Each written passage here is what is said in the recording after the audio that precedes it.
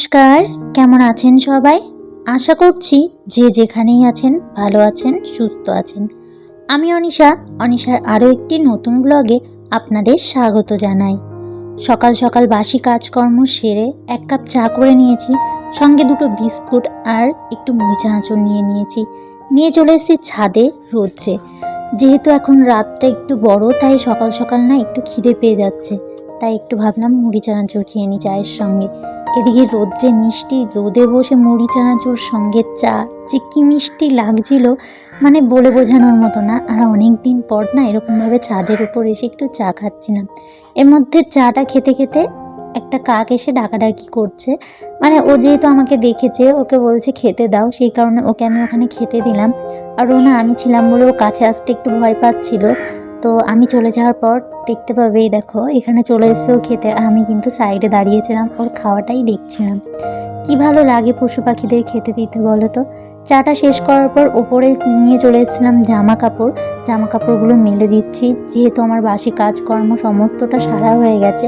সঙ্গে স্নানটাও সেরে নিয়েছি, আর স্নান সারার আগে তোমরা জানোই আমি জামা কাপড়গুলো কাচাকাচি করে নিই। তো জামা কাপড়গুলো কাচাকাচি হয়ে গেছিলো, সেটাই আর কি মেলে দিচ্ছি ওপরে এদিকে। আর অনেকক্ষণ রোদ্রে ছিলাম, মনে হচ্ছিল না নিচে নেমে আর কোনো কাজ করি, মনে হচ্ছিলো আর কিছুক্ষণ বসি, কিন্তু সেটা করলে তো হবে না, নিচে তো আসতেই হবে। তো সেই মতন নিচে চলে এসেছি, করবো একটু খিচুড়ি, ডালিয়ার খিচুড়ি। সেই কারণে একটু তেল দিয়ে জিরে ফোড়ন দিয়ে সঙ্গে একটু রসুন কুচি আর একটু গ্রেট করা আদা দিয়ে দিয়েছিলাম। যেহেতু বাবানের জন্য খিচুড়ি করব, ভাবলাম আমাদের সকলের জন্য একটু বেশি করেই করি, সকালের জলখাবারটা আর কিছু করা লাগবে না, সকলেই এটা খেয়ে নেবে। তো সেই মতন একটু পেঁয়াজ কুচিও দিয়ে দিয়েছিলাম ভেজে নিয়ে, তার ভিতর কেটে রাখা শীতের সমস্ত সবজি যা যা ছিল আর কি ঘরে সেগুলো দিয়ে দিয়েছি, দিয়ে একটু ভাজা ভাজা করে নিয়ে তার ভিতর ধুয়ে রাখা ডালিয়া আর একটু মুগ ডাল দিয়ে দিয়েছি। আর আজকে না ডালিয়ার খিচুড়িটাই করেছি, যেহেতু বললাম আগের ব্লগে বলেছি যে আমার বাবানের শরীরটা খুব একটা ভালো নয়, তো ও কিছুই খেতে চাচ্ছে না, তাই ভাবলাম একটু নিত্য নতুন কিছু করে দেখি ও খায় কিনা। ওর জন্য প্রায় দিনই আগে করতাম অনেক রকম কিছু, কিন্তু ও যেহেতু খেতে চায় না আর ওর নিজেরও ভালো লাগে না যে ওই প্রতিদিন খাবার বানিয়ে একরকম খাবার বানিয়ে ফেলবো, আর ভালো লাগে না। কিন্তু যেহেতু ও একেবারেই খেতে চাইছে না, তাই আর কি ডালিয়ার খিচুড়িটা এখানে করা, আর সকলের জন্যই করলাম। ভাবলাম সকলের জন্য একটু শীতের বেলায় একটু সকাল সকাল একটু ডালিয়ার খিচুড়িটাই করি। তো সেই মতন এখানে ডালিয়ার খিচুড়িটা বসিয়ে দিয়েছি। আর এদিকে করব একটু বেগুন ভাজা। বাবান তো খিচুড়িটা খেয়ে নেবে, তবে আমাদের তো সঙ্গে একটা কিছু লাগবে, সেই জন্যই করব একটু বেগুন ভাজা। তো খিচুড়ির সঙ্গে যদি একটু বেগুন ভাজা হয় বেশ ভালো লাগে, সে কারণে দোকান থেকে নিয়ে এসেছি। এই বেগুনগুলোর নাম কি আমি জানি না, তো এই লম্বা বেগুন আর কি দুটো নিয়ে এসেছিলাম, দোকানে দেখলাম, তাই ভাবলাম মাঝখান থেকে চিড়ে দুটো ফালি করেই ভাজবো। আগে বিয়ের আগে মানে মা এরকম করে ঠিক বেগুন ভেজে দিত আর কি, তো এত যে ভালো লাগতো কি বলবো। তো সেই কথাটাই মনে পড়ছিল যে আগে মা এরকম করে বেগুন ভেজে দিত, আর বেগুন ভাজাটা দিয়ে ভাত খাওয়া হয়ে যেত, তাই ভাবলাম আজ আমিও একটু ট্রাই করি। তো বেগুনগুলো আদতেও ভাজা হবে কিনা সেই ভয়ে ভয়ে আর কি এখান থেকে চিড়ে দিচ্ছি, যেহেতু অনেকটা বড় বেগুন ছিল, আর এরকম এক ফালি দু ফালি করে আর কি চিড়ে দুটো ভাগ করেই ভাজবো, সেই কারণে একটু ওপর থেকে চিড়ে দিয়েছি, যেহেতু যাতে ভিতরগুলো ভাজা হয়। আর একটু লবণ দিয়ে একটু হলুদ দিয়ে আমি এখানে ম্যারিনেশনটা করব। আর সঙ্গে কিন্তু আমি এখানে একটুখানি চিনি দেবো। চিনিটা দিলে কি বলো তো, তোমার তেলটা একটু কম খায় আর একটু মিষ্টি মিষ্টি ভাব আসে, বেশ খেতে কিন্তু ভালো লাগে। এটা কিন্তু আমি আমার বড় মাসির থেকে শিখেছিলাম, আমার কিন্তু বেশ ভালো লাগে। তো এটা আমি করি এখন, সেটা জানার পর। আমরা তো কিছুই শিখে আসি না, সংসার করতে গেলে অনেকের কাছ থেকে দেখেই কিন্তু আমাদের শিখতে হয়। এদিকে বাবানের পাপা লেবু নিয়ে এসেছিলো, সেটা আর কি রেখে দিলাম। আর এখানে এই সাইডে কড়াইতে বেশি করে তেল দিয়ে দিচ্ছি, যেহেতু তোমাদের আগেও বলেছি যে বেগুন ভাজাতে পরিমাণে বেশি তেল দিলে পরে একেবারে তেলটা টেনে তেলটা ছেড়ে দেয়, তাতে কিন্তু তেলটা বেশি প্রয়োজন পড়ে না বা বেশি খায় না বেগুন ভাজায় তেল। আমরা অনেকে মনে করি তেল বেশি টানে, অনেকে অবশ্য আমার শাশুড়িমা যেরকম বেগুন ভাজা খায় না, কারণ উনি বলে যে তেল টানে অনেকটা বেশি, তো এতে তেলের জিনিস না খাওয়াই ভালো, উনি এরকমভাবে বলেন। তবে আমার কাছে এটা মনে হয় তেল এইভাবে ইউজ করলে পরে তেলটা বেশি প্রয়োজন পড়ে না। পাশে কিন্তু আমার খিচুড়িটাও হয়ে গেছিলো, তার উপরে একটু বাটার দিয়ে দিলাম। আর এখানে কিন্তু বাবানের পাপার খাবারটাও দিয়ে দিয়েছি দুটো বেগুন ভাজা দিয়ে। আর এখানে বাবানের পাপা নিয়ে এসেছিলো আজকে মাটন নিয়ে এসেছিলো, যেহেতু আজকে 1 জানুয়ারি। তোমাদের সকলকে জানাই হ্যাপি নিউ ইয়ার, সকলের এই বছরটা ভালো কাটুক, এই বছর কেন সারাটা বছর ভালো কাটুক, প্রতিটা বছরই সকলের ভালো কাটুক, সকলেই ভালো থাকুক, এটাই চাই। আর এদিকে কিন্তু আমি মাটনটা ধুয়ে নিয়েছিলাম। তারপর কিন্তু এখানে আমি আজকে করব একটু ফ্রাইড রাইস ভেবেছিলাম করব, তো বাবানের পাপা বললো না ফ্রাইড রাইস করতে হবে না, তুমি এমনি এই চালের সিম্পল ভাত করো, ফ্রাইড রাইস দিয়ে খুব একটা খাওয়া যায় না। সেই কারণে আমি বললাম ঠিক আছে তাহলে, ও যখন বলছে সেই কারণে এটাই করেছি। আর এদিকে দেখো এই যে একটা লক্ষ্মীশ্রী কাজ, যেটা হচ্ছে আমাদের চাল নেওয়ার পর নাকি বাঁ হাত দিয়ে, আমার মায়ের থেকে শেখা, বাঁ হাত দিয়ে 3বার নাকি চাল মেপে নেওয়ার পর তারপর ওর ভিতরে তুলে রাখতে হয়, সেটাই আমি করলাম। আর মেয়েদের যেহেতু বাঁ হাত লক্ষ্মী, সেই কারণে কিন্তু বাঁ হাতটাই ব্যবহার করতে বলেছিলেন আমার মা, সেটাই আমি করি। আর এদিকে কিন্তু চালটা ধুয়ে চালটা বসিয়ে দিয়েছি হাঁড়িতে।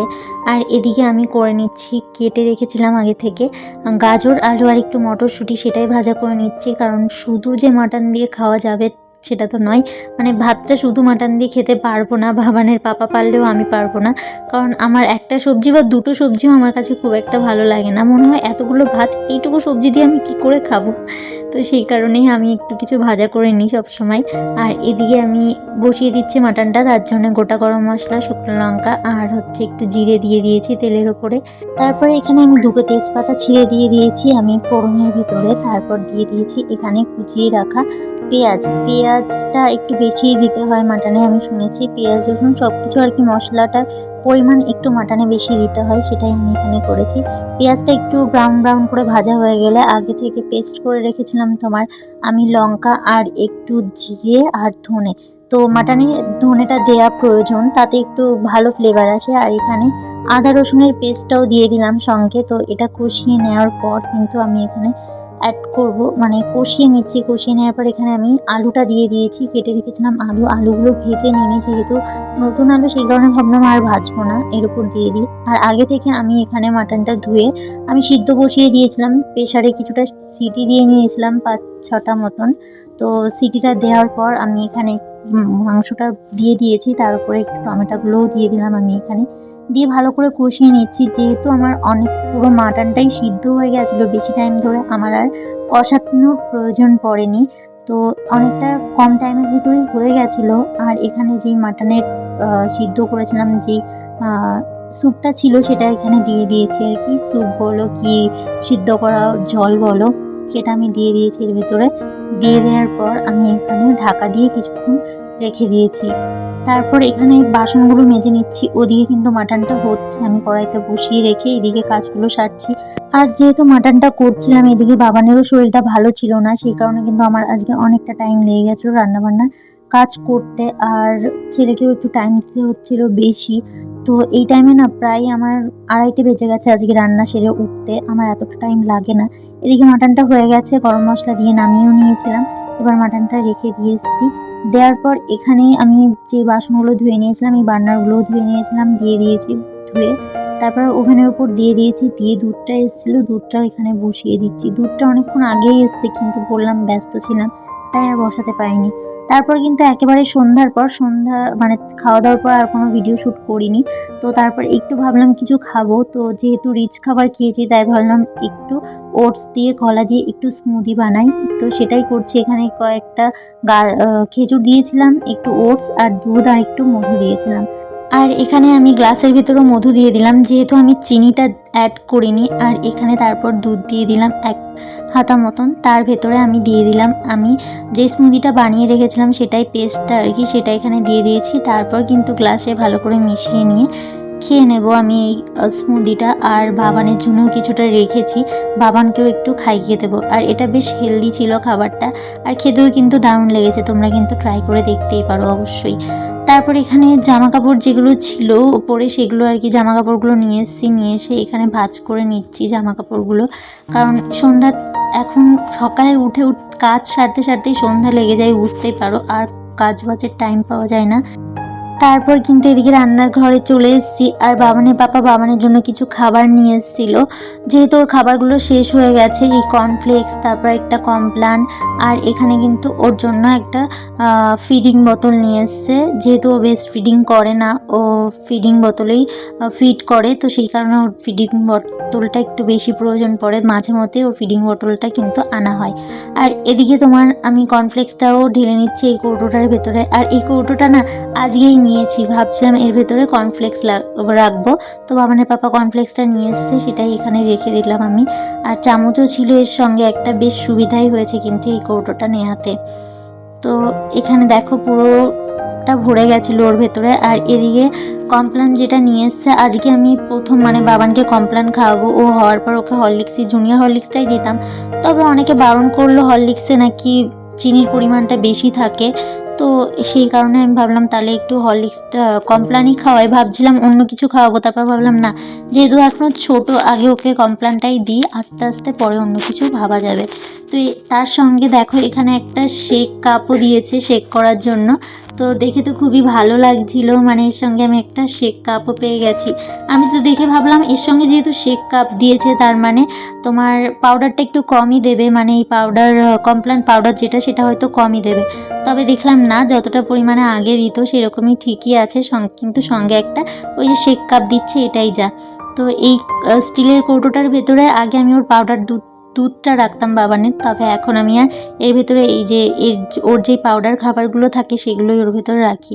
আর এখানে তো এই বোতলটা দেখানোর আর কিছুই নেই, কারণ তোমরা মরিসনের এই বোতলটা সবাই চেনো, ম্যাক্সিমাম সবাই চেনে, যার যার বাচ্চা কাচ্চা আছে আর কি। আর এখানে একটু গরম জলে আমি ফিডিং বোতলটা ফুটিয়ে নেব, সেটাই আমি এখানে গ্যাসটা অন করে বসিয়ে দিচ্ছি এর উপরে। আজ তবে এখানেই শেষ করছি ভিডিওটা। দেখা হবে পরবর্তী নতুন কোনো ভিডিওতে, নতুন কোনো সকালে। ততক্ষণ আপনারা সকলে ভালো থাকবেন, সুস্থ থাকবেন, সাবধানে থাকবেন।